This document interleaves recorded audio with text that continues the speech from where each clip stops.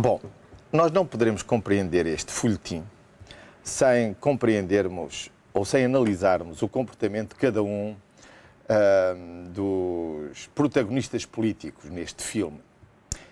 E realmente o filme começa justamente com a demissão de Vítor Gaspar.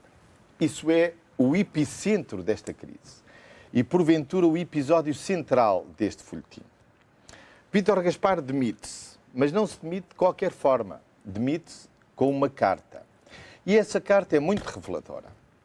É reveladora, em primeiro lugar, do seguinte. Diz o Sr. Ministro das Finanças: ao longo destes 2 anos, o resultado é um resultado de falhanço. Falhei. Explicando, aliás, que falhou porque a recessão foi pior do que ele pensava, isto é, procura interna, desemprego, mas também porque essa recessão teve consequências nas finanças públicas e impediu que obtivéssemos ou que alcançássemos as metas definidas no memorando em termos de déficit e em termos de dívida. Tem toda a razão. Foi um falhanço. Um falhanço que ele descreve nessa carta. Mas acontece que o falhanço do ministro Vítor Gaspar, expresso na carta, é mais que o falhanço dele, é o falhanço do governo. Porque, afinal de contas, este governo... do ajustamento, no seu todo, e do programa, é certo. Porque este governo não teve outra política senão a política de Vítor Gaspar. Portanto, o que ele deixa nesta carta é, de certa forma, um testamento de governo que falhou nestes 2 anos. Mas essa é a parte reveladora da carta. Há outras 2 partes. A segunda parte é talvez aquela... Ou melhor, estas 2 partes são as partes menos nobres da carta. A primeira é aquela em que ele deixa algumas alfinetadelas. Isto é, alguns reparos, alguns esboços de pequenas vinganças mesquinhas relativamente aos seus colegas. Começa por dizer... já iremos a Pedro Passos Coelho, que também não é dispensável nessa carta. Começa por dizer que não lhe deram atempadamente, é aliás a única palavra que ele põe em itálico, condições para fechar a 7ª avaliação. Sim. E isso é a razão que ele invoca para dizer, bom, então se não me deram a tempo esse mandato para fechar a 7ª avaliação, eu agora não estou em condições de prosseguir a 8ª avaliação e as negociações com a Troika. E o que é espantoso nesta carta é que Vítor Gaspar diz, no essencial da carta, tudo isto falhou, mas, Sr. Primeiro-Ministro, espero que encontre alguém para prosseguir esta política. Ora, se falhou, talvez fosse bom encontrar alguém, não para prosseguir esta política, mas para mudar de política. No entanto, Vítor Gaspar continua agarrado àquilo que são as suas certezas. Mas as previsões também falharam aí, não é? As previsões falharam também. As previsões falharam em todos os domínios e já falaremos disso também. Mas acontece que a carta não deixa de ter um certo cinismo. Porque no final ele diz, Sr. Primeiro-Ministro, espero que com esta demissão o senhor tenha agora condições para a liderança do governo e para manter a coesão dentro do governo.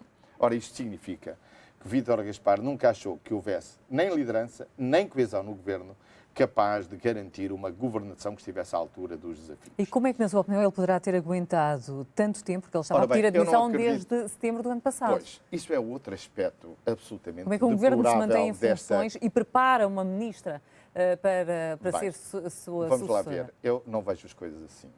O que vejo é uma carta que tem um notável cinismo. Porque, afinal de contas, o Sr. Ministro das Finanças diz-nos que há 8 meses, repare bem, há 8 meses, quando fez o tal orçamento, que continha um brutal aumento de impostos, ele pediu admissão. Quer dizer, o que é que ele pretendia? Fazer o orçamento com um brutal aumento de impostos e depois ir-se embora. E deixava ao Governo, olha, agora executem-no, agora defendem-no. Ora, isso não é próprio. Ou foi quando começaram exatamente os problemas... Sim, mas essa altura acaba por coincidir com os problemas com o CDS, nomeadamente na taxa social única também, não é? Saber. Agora, o que nós sabemos é que ele fez o orçamento e, a seguir a fazer o orçamento, pediu a sua demissão ao Primeiro-Ministro, tal como ele diz na carta. Ora, eu não acho isso bem, não acho isso próprio de um governante. Quando se faz um orçamento, leva-se até ao fim, discute-se, aprova-se. Depois há, naturalmente, um momento em que se pode decidir, olha, eu não tenho condições agora para o executar, mas não se deixa um governo com um orçamento daqueles nas mãos, agora fiquem com este menino que eu vou-me embora. A saída de Gaspar poderá também indiciar algo sobre o país que não sabemos na realidade? Bom, há sempre coisas que não sabemos, mas sabe uma coisa, este ministro chegou cheio da soberba de quem vem dar lições e cheio daqueles tiques de superioridade técnica de quem acha que tem as soluções perfeitas e indiscutíveis para a situação. Ao fim de 2 anos, sai com a sua reputação nesse domínio absolutamente destroçada. Era obstinado, na sua opinião? Não sei, eu não o conheço. Agora, o que sei é o seguinte, é que um estadista não faz o que ele fez. Eu não participo nesse coro de elogios fúnebres a quem saiu. Eu não achei apropriada esta carta, porque esta carta deixa a quem fica, aos seus colegas, àqueles que tenho certeza, muitas vezes o apoiaram e o apoiaram em condições muito difíceis, uma tarefa ainda mais difícil. Porque esta carta vem confirmar o seguinte. Agora já não é a oposição a dizer que o Governo falhou nestes 2 anos, já não são os parceiros sociais, agora é o próprio Governo a assumir que nestes 2 anos isto foi um falhanço. Essa carta poderá, na sua opinião, subsumir uma espécie de traição?